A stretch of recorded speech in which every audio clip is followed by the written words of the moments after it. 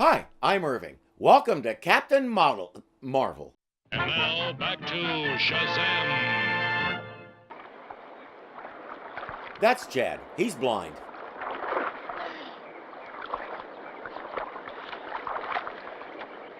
Chad! Wait up, will ya? That's Danny. He thinks because Chad is blind, he's a total invalid. Let me go, Danny! Look, while Mom and Dad are at work, I'm in charge. Now, come on home. No! Chad is inclined to disagree. In fact, he's so inclined to disagree, he's going to disappear right now. Got it, Chad. Chad? Chad's body was absorbing all the sound before. Now that he's gone, we get the echo. Out on the open road, Mentor and Billy are driving along when the elders call. Billy, someday your own image, your own identity must be revealed to save a human life. Oh, I'm not sure I understand, Solomon. It means you'll have to reveal your secret identity to someone. What part of it don't you understand? You may meet someone less fortunate than you, someone who feels he cannot cope with society. But you can be the one to show him how wrong he is, how worthwhile he can really be. I can? How? Seriously? To answer that, they'd have to lay out the whole episode, and we don't have time for that. Perhaps by remembering what the poet Wordsworth once said, that best portion of a good man's life is his little, nameless, unremembered acts of kindness and of love. He certainly got his Wordsworth out of that quote. It is not our intention that you understand everything clearly now, Billy. That much is obvious from the way you talk in circles and riddles. Mentor, do you understand what they were talking about? Yeah, probably. But don't ask me to explain it. I'm afraid it's something you must learn for yourself. Can't you even give me a hint? Oh, sure I can. But I'm forbidden to. Does Mentor hear the conversations Billy has with the elders? And it sounds like they talk directly to Mentor sometimes, too. That part will stay a little vague throughout the show's run. But most of us, and probably most of the target audience for the show, knew what the elders were talking about. He and Mentor are going to do something good for Chad and Danny.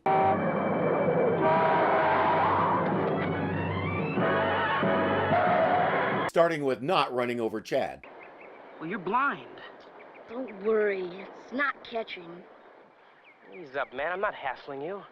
I'm sorry, it's just that ever since I lost my sight, people treat me like I got some kind of disease or something.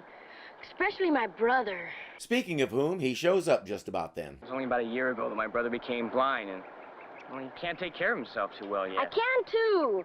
Quit bugging me, Danny. Hey, can we give you two fellows a lift home? We learn that their parents are at work, so Danny is in charge. If you feel like sticking around, I can fix that bumper for you, Mentor. Yeah, I can help too. Oh, you better not, Chad. We can get hurt messing around with tools. Wait, Danny, maybe Chad can. Forget it. It's only been a year, but Chad is taking his blindness a lot better than Danny is. I've been kind of worried about him lately. He's been real moody.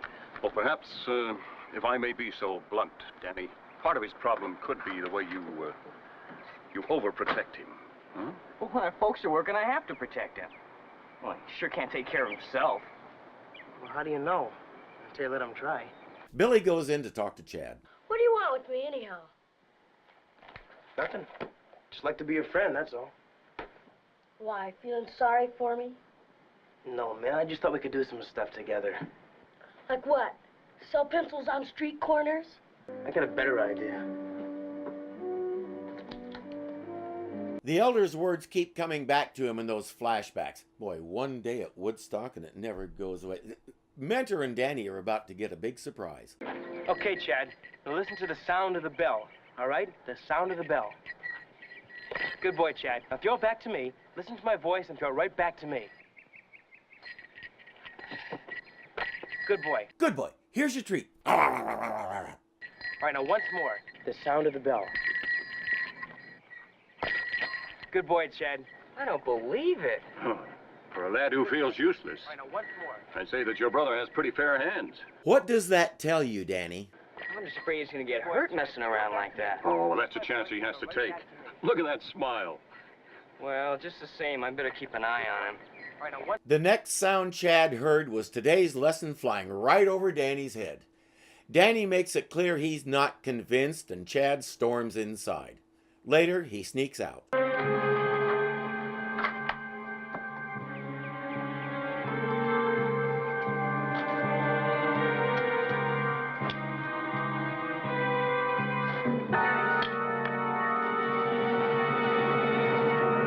He's not sure where he's going. He just wants to get away to prove he can get away. Chad!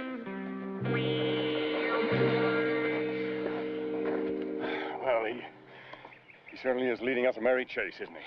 Well, maybe we better split up and cover a wider area. Yeah, we can meet back here later. Right. Good luck. Danny spots Chad way down in a steep valley. Wait up, will ya?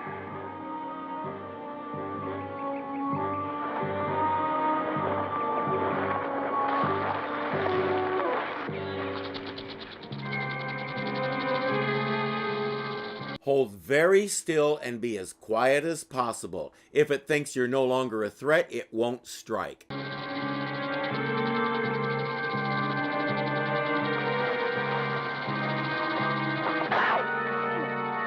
They never listen. He hobbles down to where Chad is. A rattler bit me! Got me in the leg. Are you putting me on? I'm not putting you on.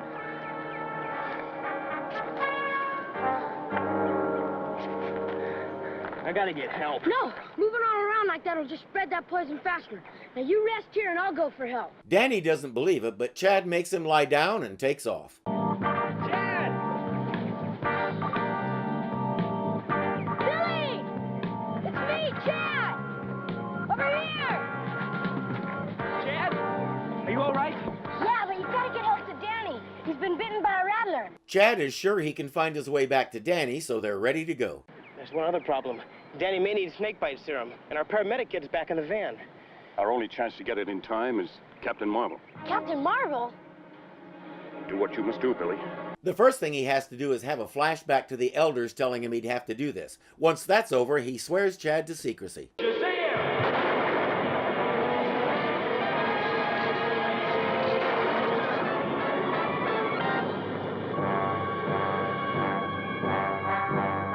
Wow, what happened? I heard a big noise and lots of loud music. Are you okay, Billy? I'm fine, Chad, but I'm no longer Billy. That voice, I've heard it. On the TV news. You're Captain Marvel. That's right. And that's a secret we must share. Oh, don't worry, Captain Marvel. I'll never tell anybody. While Captain Marvel flies off to retrieve the anti-venom, Chad leads Mentor toward Danny. There's an old dead tree that creaks in the wind. It's this way. This way. Using his senses the way Billy started to show him, Chad is making good progress toward Danny. Unfortunately, patience isn't Danny's strong suit. Chad? Who am I kidding? It's probably wandered around lost out there.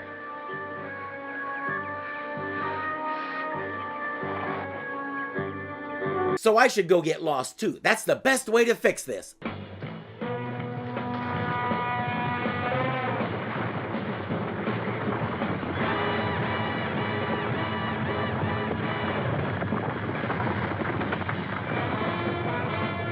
There, I fixed it. Gotta pee. We have to watch him walk into the van, take out the paramedic kit, find the snakebite kit in it, head out the door, then run and take off again. One thing about this show, they don't skimp on the padding. We're still on the right track, Mentor. I remember smelling that stagnant water. Yes, I smell it now. Good work, Chad.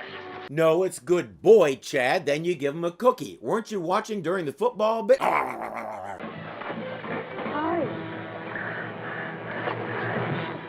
Danny, you all right? Listen.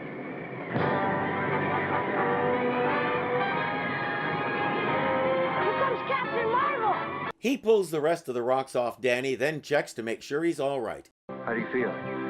Crummy. Well, we'll take care of that right now. My magic cape will fix all your problems. Ole! Valley Hospital Emergency Unit. This is Captain Marvel, over. This is Dr. Swanson. Go ahead, Captain Marvel. I have a teenage boy with a rattlesnake bite on lower leg. Presently treating him for shock. Oh, he's just keeping him warm with it while he administers the antitoxin. I knew that. Please advise, over. Before administering serum, the victim must undergo a sensitivity test. We'll talk you through it. Roger. All's well, the poison is neutralized, Danny is feeling much better, and now it's time for his mild scolding. Well, you should really thank Chad here. He led us right to you. I never thought you'd pull it off. That's why I tried walking out on my own. Looks like I was the one that almost messed everything up. Billy and Mentor are back on the road. You know, it's really far out how much sounds can tell you. Huh? For example? Well, the sound of the tires tells me we're on an asphalt highway. Very good. What else? The sound of the motor tells me that we're running out of gas.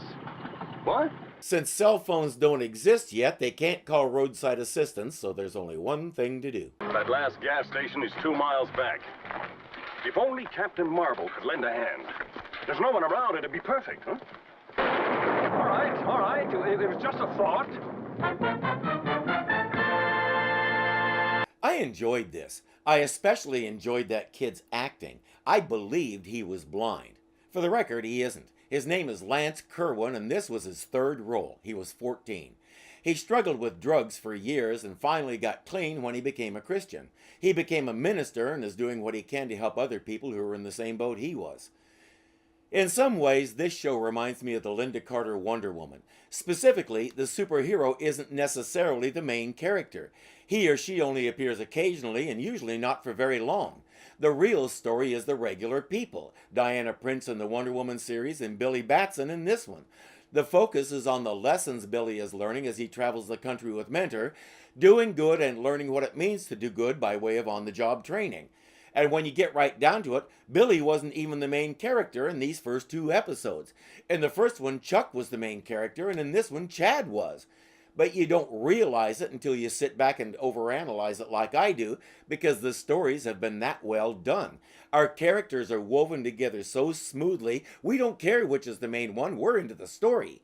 Will Danny ever figure out that being blind doesn't make Chad a quadriplegic? He has a whole stack of Braille books in his room and he's read them all. He gets around your house and yard fine on his own. He needs a brother, not a mother hen. I found myself telling that to the screen more than once the first time I watched this episode. Yes, I do that. Admit it, so do you. We're off to a good start. Once again, I'm not including the moral, mostly because there's not much to say about it. I assume for the younger kids who didn't quite catch the implications of what was going on, Captain Marvel will spell it out for you. Did it have any effect on how kids behaved? I don't know, I was in college studying music. So you, who are a part of the generation that grew up with this, you tell me, did things like this influence your attitudes and or behavior? Don't go into detail if you don't want to. A simple yes or no is fine. But I'm hoping to hear from a lot of you because this is a question I've never explored before. So how about we explore it together while we make our way through this series? I'll see you next time on Captain Model. I keep doing that.